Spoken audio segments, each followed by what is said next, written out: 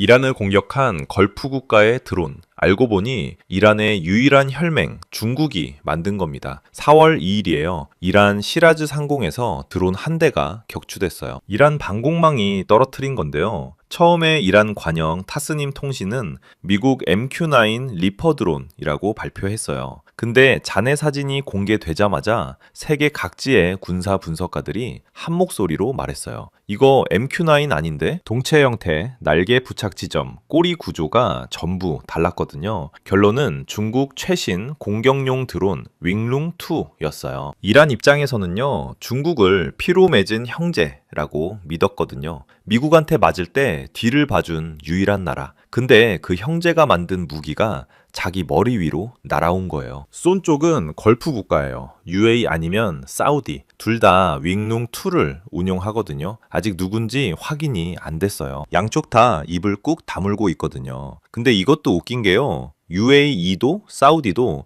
중국의 브릭스 파트너예요. 작년에 같이 가입했잖아요. 쉽게 말하면 중국이 키우는 반미 연대 같은 건데 같은 편끼리 중국 무기로 서로를 쏘는 상황이 벌어진 거예요. 더 소름 끼치는 건 중국은 이란에 미사일과 방공 시스템을 팔고 걸프 국가에는 공격 드론을 팔았다는 겁니다. 양쪽 다 고객이에요. 자, 이제 이 사건을 처음부터 풀어볼게요. 이게 왜 터졌고 왜 하필 중국 무기였는지, 그리고 이게 우리 투자랑 무슨 상관인지까지요. 일단 지금 중동 상황부터 정리해야 해요. 올해 2월 28일 미국과 이스라엘이 이란을 선제 공격했어요. 작전명 에픽 퓨리. 이란의 하메네이 최고 지도자가 이스라엘 공습으로 사망했고요. 핵시설, 미사일 기지, 방공 시스템이 초토화됐어요. 이란은 즉각 보복에 나섰어요. 수백 발의 탄도미사일과 드론을 이스라엘, 바레인, 쿠웨이트, 카타르, 사우디, UAE에 있는 미군 기지로 쏘았어요. 지금 중동은 완전한 전쟁 상태예요. 그리고 이란이 호르무즈 해협을 실제로 막아버렸어요. 협박이 아니에요. 진짜 막은 거예요. 호르무즈 해협이 뭐냐면요, 중동 석유가 전 세계로 나가는 유일한 길목이에요. 평소에 하루 138척의 선박이 지나가는데요. 전쟁 발발 직후 교통량이 90% 넘게 줄었어요. 사실상 봉쇄 상태예요. 여기가 막히니까 UAE 같은 걸프 국가 경제는 질식하기 시작한 거예요. 석유 못 팔고 물류 막히고 두바이 금융 허브도 의미가 없어지는 거죠. 근데 여기서 대부분이 모르는 게 있어요. 해협이 완전히 막힌 건 아니에요. 이란의 그림자 선단은 지금도 해협을 자유롭게 통과하고 있거든요. 전쟁 발발 후 3월 중순까지 이란산 원유 최소 1170만 배럴이 해협을 통과했는데요. 전부 중국행이에요. 전부 다요. 로이드 해운정보 분석을 보면 3월 마지막 주에 해협을 통과한 선박의 88%가 이란 소유이거나 이란 석유를 싣고 있었어요. 이란 혁명수비대가 마치 톨게이트처럼 라락섬에 진을 치고서 통과 선박을 골라서 보내주는 거예요. 미국, 이스라엘 연계 선박은 막고 이란 원유를 싣고 중국으로 가는 배는 통과시키는 이중 구조가 작동하고 있는 거죠. 더 놀라운 건 이란이 해협 통행 재개 조건으로 위안화 결제를 내걸었다는 거예요. CNN 보도에 따르면 이란 고위 관리가 유조선을 통과시키되 화물 대금을 달러가 아니라 위안화로 결제하라고 제안했어요. 이게 실현되면요, 52년간 유지되어 온 페트로달러 체제에 대한 사상 첫 실질적 도전이 되는 거예요. 지금은 제안 단계지만 이미 현장에서는 위안화 결제, 원유가 해협을 통과하고 있는 거나 마찬가지예요. 아직은 이란산 원유에 국한되지만 이 선례가 굳어지면 달러의 석유 결제 독점이 실제로 흔들릴 수 있어요. 이 상황에서 4월 2일 시라즈 상공에서 윙룽2가 나타난 거예요. 시라즈면 이란 남부의 핵심 도시예요. 군사시설도 많고 이란 방공망의 심장부 중 하나거든요. 분석가들은 이 드론이 정찰 임무를 수행하고 있었을 가능성이 높다고 봐요. 이란군 이동 경로, 레이더 배치, 미사일 발사대 위치 같은 걸 살피고 있었다는 거죠. 이건 단순한 방어가 아니에요. 걸프 국가가 이란 본토 깊숙이 침투한 거예요. 우리도 너희 심장을 찌를 수 있다는 메시지를 보낸 거죠. 그런데 여기서 이상한 게 하나 있어요. 쏜 쪽이 걸프 국가인 건 맞는데 그 무기를 판 나라가 이란의 혈맹, 중국이라는 겁니다. 대체 무슨 상황일까요? 여기서부터 중국의 진짜 얼굴이 드러나요. 전쟁이 터지기 직전 중국이 이란한테 비밀리에 어마어마한 걸 넘겼어요. 로이터 보도에 따르면 약 50억 달러어치 무기예요. CM302 초음속 대함미사일 50기, HQ-9B 탄도미사일 방어 시스템, HQ-16B 지대공 미사일 6기, 카미카제 드론 300기, 레이더 시스템까지. CM302가 뭐냐면요, 바다 위에 있는 적 함선을 마하 3에서 4속도로 때리는 무기예요. 소리보다 3배에서 4배 빠른 거예요. 중국이 항공모함 킬러라고 자랑하는 미사일이에요. 거기다 베이두 위성 시스템 접근권도 줬어요. 이건 2021년에 체결한 25개년 전략적 파트너십의 일환이에요. 베이두는 중국판 GPS인데요. 군사급 암호화 신호를 받으면 오차가 1m 이내예요. 미국 GPS는 전쟁 나면 꺼버리거나 교란할 수 있잖아요. 실제로 작년 12월 전쟁 때 이스라엘이 GPS 재밍으로 이란 드론을 무력화시켰거든요. 그래서 이란이 베이두로 갈아탄 거예요. 결과가 어떻게 됐냐면 이번 전쟁에서 이란 미사일 정확도가 확 올라갔어요. 프랑스 전직 정보국장 알랭 주이에가 이란 미사일이 8개월 전보다 훨씬 정확해졌다. 유도 시스템에 큰 변화가 있었다고 분석했을 정도예요. 이란 입장에서는 감격이었어요. 드디어 미국과 이스라엘한테 대항할 무기가 생긴 거니까. 중국을 진짜 형제라고 믿었어요. 근데 문제가 있었어요. 실전에서 CM302가 미 해군한테 쏘여졌는데요. 미국 이지스 구축함들이 SM-3, SM-6 미사일로 대부분 유격했어요. 일부는 비행 중 유도장치 고장으로 표적에 도달하지도 못했어요. 그리고 전쟁 첫날 미 공군이 테헤란의 미사일 비축분을 폭격해서 CMAM-30이 상당수가 이미 파괴됐어요. 근데요, 같은 시기에 중국은 걸프 국가들한테도 무기를 팔고 있었어요. 그것도 이란의 방공망 안으로 침투할 수 있는 공격용 드론을요. 4월 2일 이란 머리 위로 날아온 그 윙룽2 있잖아요. 그게 바로 중국이 판 거예요. 윙룽2가 어떤 드론이냐면요, 중국의 프레데터라고 보시면 돼요. 미국 MQ-9 리퍼 드론 아시죠? 그거랑 비슷한 건데 가격이 차원이 달라요. MQ-9 리퍼는 한 대에 300억 원이 넘어요. 윙룽2는 대당 25억에서 60억 원 수준이에요. 6분의 1에서 15분의 1 가격이에요. 그래서 미국 무기 못 사는 나라들이 다 중국 드론을 사는 거예요. 그리고 이 드론이 이란 상공에서 처음 날아간 게 아니에요. 이미 실전에서 검증된 무기예요. UAE가 리비아 내전 때 하프타르 세력을 지원하면서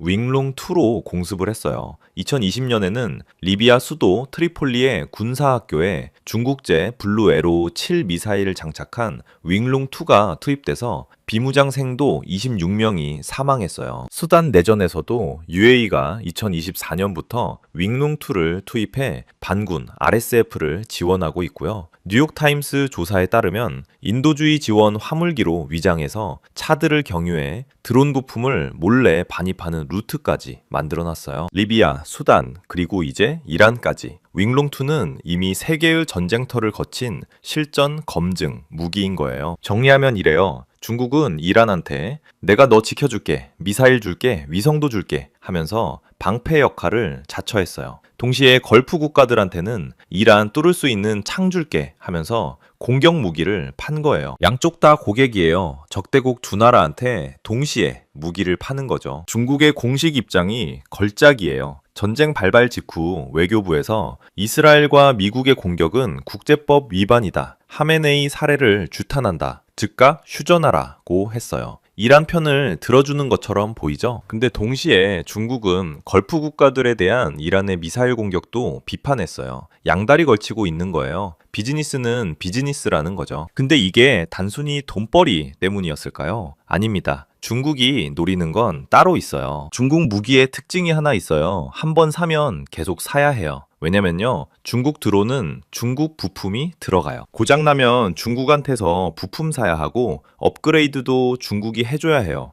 거기다 윙룽2 같은 드론은요, 정밀 타격하려면 위성 데이터가 필요해요. 어디를 때릴지 좌표를 잡아야 하잖아요. 이란은 베이두에서 받고 걸프 국가 드론도 정밀 위성 항법이 필요해요. 이걸 기술 종속이라고 해요. 처음에 싸게 팔아요. 미국 거보다 6분의 1 가격이다. 성능은 쓸만하다. 그래서 사죠. 근데 한 번 사면 빠져나올 수가 없어요. 부품도 중국, 위성도 중국, 업그레이드도 중국. 전쟁을 하려면 중국한테 매달려야 하는 구조가 되는 거예요. 여기에 더 무서운 게 있어요. 이번 전쟁은 중국한테 실전 데이터를 안겨주고 있어요. CM302가 미 해군 이지스 시스템에 어떻게 요격되는지, 베이두가 미군 전자전 재밍 환경에서 얼마나 버티는지, YLC-8B 레이더가 F-35 스텔스기를 탐지할 수 있는지. 이 데이터가 왜 중요하냐면요, 중국이 언젠가 대만을 공격한다면 바로 이 미군 장비들과 싸워야 하거든요. 이란이 중국 무기로 미군과 싸우면서 공짜로 실전 시험을 해주고 있는 셈이에요. 그러면 브릭스는요? 중국이 만든 새로운 세계 질서라며 이란도 UAE도 가입했잖아요. 같은 편 아니었나요? 브릭스가 뭔지 잠깐 설명할게요. 브라질, 러시아, 인도, 중국, 남아프리카 공화국, 이 나라들 앞글자를 딴 게 브릭스예요. 원래는 신흥 경제 강국들의 모임이었는데요. 최근에 중국이 이걸 반미 연대처럼 키우고 있어요. 미국 달러 패권에서 벗어나자, 우리끼리 새로운 질서 만들자, 이런 거죠. 작년에 이란도 가입했고 UAE도 가입했어요. 근데 보세요. 같은 브릭스 회원국인 이란이 같은 브릭스 회원국인 UAE와 사우디에 미사일을 쏘고 있잖아요. 이란이 보복 공격한다고 걸프 국가 에너지 시설도 때렸거든요. 이게 동맹이에요? 이게 새로운 세계 질서예요? 아니에요. 중국한테 브릭스는 이념이 아니에요. 그냥 시장이에요. 회원국이 많을수록 무기 팔 때가 많은 거고, 위안화 쓸 때가 많은 거고, 중국 기업 진출할 때가 많은 거예요. 이란이 걸프 국가들이랑 싸우든 말든 중국은 상관없어요. 오히려 싸우면 더 좋아요. 양쪽 다 무기 더 사야 하니까요. 근데 중국도 사실 속이 편한 건 아니에요. 대부분이 모르는 사실인데요. 중국은 석유 수입의 약 40%, LNG 수입의 약 30%를 호르무즈 해협에 의존하고 있어요. 자기가 무기를 판 이란이 해협을 막으면 자기 석유도 안 들어오는 구조인 거예요. 그래서 전쟁 직전 올해 1월에서 2월에 중국은 미리 대비했어요. 원유 수입을 전년 동기 대비 15.8% 늘렸고 2월 셋째 주에는 이란산 원유 선적이 주간 기준 378만 배럴로 사상 최고치를 찍었어요. 중국 연안에 약 4천만 배럴의 원유가 부유 저장 상태로 대기하고 있었다는 분석도 있어요. 전쟁이 터질 걸 비축한 게 아니냐는 의문이 나오는 이유예요. 이번 전쟁으로 브릭스의 허구가 완전히 드러난 거예요. 브릭스 가입한다고 중국이 지켜주는 거 아니에요. 그냥 고객 명단에 이름 올리는 거예요. 중국한테 동맹국은 없어요. 고객만 있을 뿐이에요. 결국 이 전쟁 이후 중동은 어떻게 됐을까요?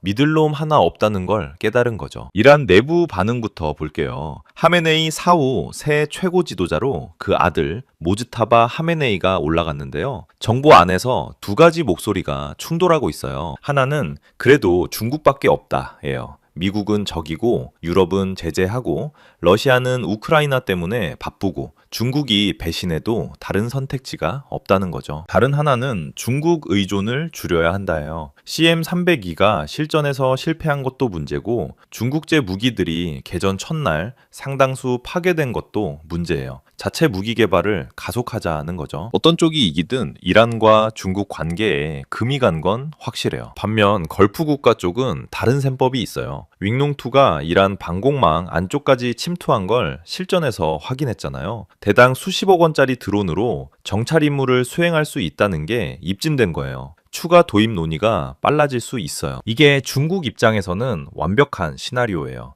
배신당한 쪽은 화나도 떠날 데가 없고 이긴 쪽은 더 깊이 빠지고 결국 양쪽 다 계속 고객으로 남는 거예요. 전쟁이 계속되면 될수록 중국 무기가 더 팔리는 구조가 만들어진 거죠. 각자 도생이라는 말 아시죠? 각자 알아서 살아남아라. 중동이 지금 이 상태예요. 미국도 안 믿고 중국도 안 믿고 옆 나라도 안 믿어요. 그냥 무기 사서 나 혼자 살아남자. 이런 분위기가 되면 군비 경쟁이 시작되거든요. 너 드론 사면 나도 사고, 너 미사일 늘리면 나도 늘리고. 이 군비 경쟁의 최대 수혜자가 누구겠어요? 무기파는 중국이에요. 자, 여기까지 보면 이건 중동의 이야기 같죠? 근데 이게 우리 투자랑 무슨 상관일까요? 직접적으로 상관 있어요. 일단 에너지 가격부터 봐야 해요. 호르무즈 해협 얘기 아까 했잖아요. 전 세계 석유의 약 20%, 하루에 약 2천만 배럴이 이 해협을 통해 나와요. 근데 지금 이게 막혀 있어요. 2월 28일 전쟁 터진 직후부터요. 결과가 어떻게 됐냐면 국제 유가가 폭등했어요. 4월 2일 기준 브렌트유 선물이 배럴당 107달러에서 112달러 사이예요. 전날보다 하루 만에 6%에서 11%뛴 거예요. 현물 가격은 더 심해요. 스팟 가격이 141달러를 찍었어요. 2008년 금융위기 이후 최고치예요. 연초만 해도 브렌트유가 67달러대였거든요. 석 달 만에 거의 2배가 된 거예요. 호르무즈가 막히니까 실제로 기름이 안 나오는 거고, 사우디 동서 파이프라인과 UAE 우회 파이프라인으로는 하루 350만에서 550만 배럴밖에 못 보내요. 평소 2천만 배럴의 4분의 1도 안 되는 거죠. 구조적 공급 부족이에요. 여기서 하나 더 알아야 할 게 있어요. 유가가 이렇게 비싼 데는 보험 문제도 크게 작용하고 있어요. 3월 5일에 세계 해상보험의 90%를 담당하는 P&I 보험 클럽 12곳이 호르무즈 해협 통과 선박에 대한 보험을 전면 철회했어요. 보험이 없으면 선주가 배를 안 보내요. 배를 안 보내면 기름이 안 나와요. 기름이 안 나오면 유가가 올라요. 전쟁이 끝나도 이 보험 문제가 바로 해결되지는 않거든요. 재보험료가 정상화되려면 수개월이 걸려요. 그래서 전쟁이 당장 끝나도 유가가 바로 떨어지지 않는 구조적 이유가 여기에 있는 거예요. 안전자산 쪽도 봐야 해요. 금 가격이 얼마인지 아세요? 4월 2일 기준 온스당 약 4,670달러예요. 1년 전에 비하면 1,500달러 넘게 오른 거예요. 50% 가까이 상승한 거죠. 전쟁이 터지고 호르무즈가 막히고 인플레이션 공포가 퍼지니까 사람들이 금으로 몰리는 거예요. 달러도 강세예요. 달러 인덱스가 100을 넘었어요. 전쟁 전 96대였는데 안전자산 수요로 올라온 거죠. 전 세계가 불안하면 그래도 달러가 제일 안전하다고 생각하니까요. 미국이 세계 최대 산유국이라 에너지 위기에서 상대적으로 유리하다는 점도 작용하고요. 정리하면 이래요. 호르무즈 봉쇄가 풀리지 않는 한 에너지 가격은 계속 높은 수준을 유지해요. 유가 폭등은 인플레이션으로 이어지고 인플레이션은 금리 인하를 막아요. 실제로 연준 파월 의장이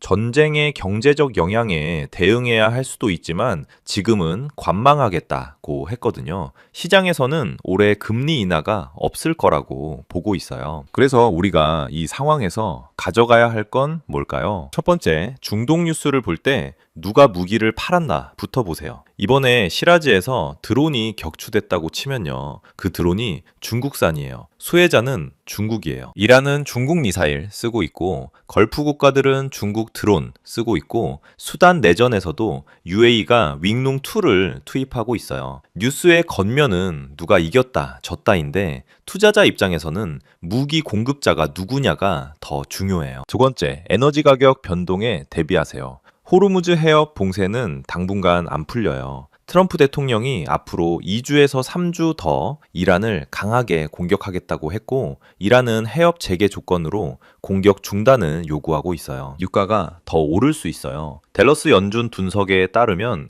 봉쇄가 한 분기 지속되면 WTI 유가 평균 98달러, 두 분기면 115달러, 세 분기면 132달러까지 갈 수 있다고 해요. 물가 연동 채권이나 원자재 ETF로 해지하는 것도 방법이에요. 세 번째, 브릭스나 중국 주도 질서 같은 거 너무 믿지 마세요. 새로운 세계 질서다. 달러 패권 끝난다. 이런 이야기 많이 하잖아요. 근데 보세요. 같은 회원국끼리 미사일 쏘고 있잖아요. 이란이 사우디, UAE, 쿠웨이트, 카타르, 바레인 다 때렸어요. 전부 다 브릭스이거나 중국 파트너예요. 이게 동맹이에요. 다만 이란의 위안화 결제 조건은 주의 깊게 봐야 해요. 당장은 상징적이지만 전쟁이 길어지면 달러 결제 체제에 균열이 생길 수 있거든요. 그렇다고 위안화 자산에 올인하는 건 위험해요. 중국도 호르무즈의 석유를 의존하는 나라인데 그 해협을 자기 고객인 이란이 막고 있으니까요. 네 번째, 장기적으로는 안전자산 비중을 늘리세요.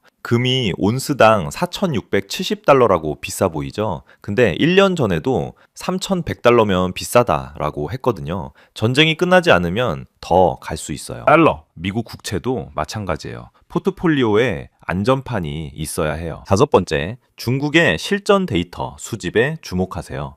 이번 전쟁에서 중국은 자국 무기가 미군 상대로 어떻게 작동하는지 실시간으로 데이터를 얻고 있어요. CM300이 대한미사일의 요격률, 베이두의 재밍 저항력, 레이더의 스텔스기 탐지 능력, 이 데이터가 대만 해협 시나리오에 직접 적용돼요. 중장기적으로 미중 긴장이 더 높아질 수 있다는 뜻이고, 이건 반도체, AI, 방산 섹터에 영향을 줘요. 마지막으로 이 사건의 본질을 말씀드릴게요. 중국은 동맹이 없어요. 고객만 있어요. 이란도 고객이고, UAE도 고객이고, 사우디도 고객이에요. 고객들이 서로 싸우면요, 중국은 양쪽한테 무기 팔아요. 한쪽이 지면요, 진 쪽이 더 사야 하니까 또 팔아요. 전쟁이 끝나면요, 재건할 때 중국 건설회사가 들어가요. 거기다 실전 데이터까지 공짜로 얻어요. 어떻게 해도 중국이 이기는 구조예요. 이게 잔혹한 거예요. 러시아 우크라이나 전쟁 때도 비슷했어요. 중국은 러시아 편이라고 하면서요, 유럽한테 물건 팔고 러시아한테 전자부품 팔고 양쪽에서 다 챙겼잖아요. 중동도 똑같아요. 우리가 이걸 바꿀 수는 없어요. 근데 알고 있으면 대비는 할 수 있어요. 다음에 중동에서 드론이 또 날아가면요, 뉴스 보지 마시고 그 드론 만든 나라를 먼저 보세요. 거기가 진짜 전쟁의 주인이에요. 오늘 영상은 여기까지입니다. 중동은 지금 전쟁 중이고요. 거기서 돈 버는 건 결국 무기 파는 나라예요. 우리는 그 구조를 이해하고 우리 자산을 지키는 데 집중하면 됩니다. 오늘 내용도 도움되셨다면 보통의 경제학 구독과 좋아요 부탁드립니다.